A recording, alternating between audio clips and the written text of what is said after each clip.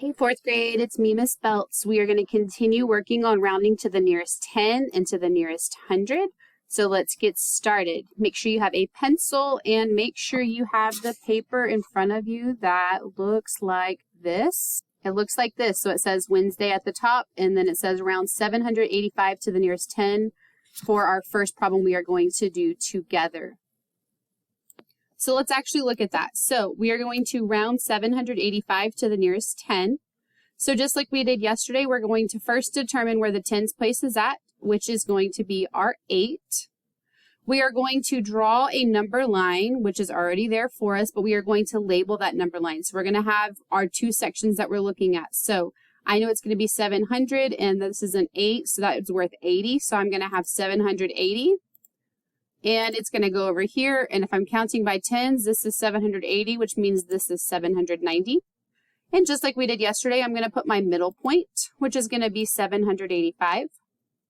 Then I'm going to actually plot 785, and I got lucky because it is my midpoint, so I go ahead and put it there, and I label it 785.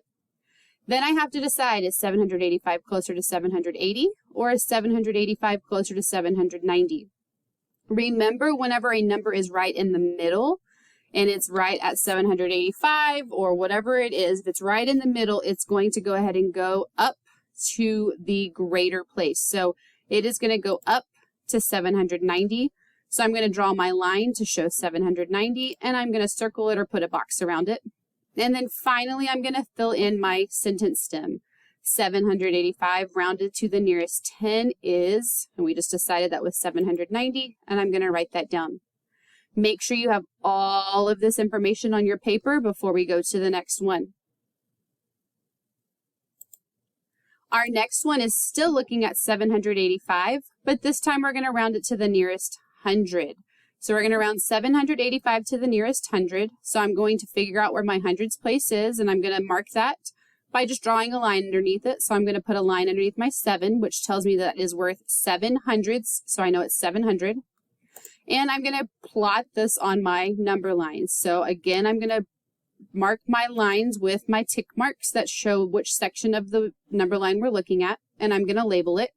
So this is 700. And if I'm counting by hundreds, that means that this is 800.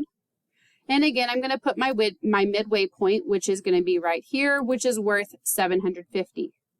Now I'm able to decide where 785 is going to go. I know that 785 is greater than 750, but less than 800, so it's going to go somewhere over here. And again, I'm going to label it. So I have 785 labeled, and I'm able to see now that 785 is closer to 800.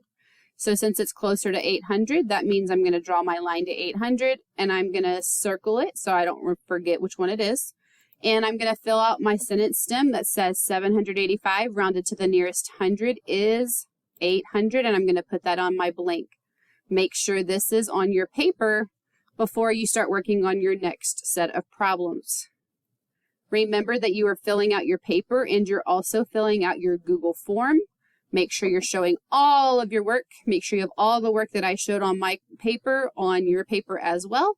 We cannot wait to see all the amazing things you're doing, and we will see you tomorrow.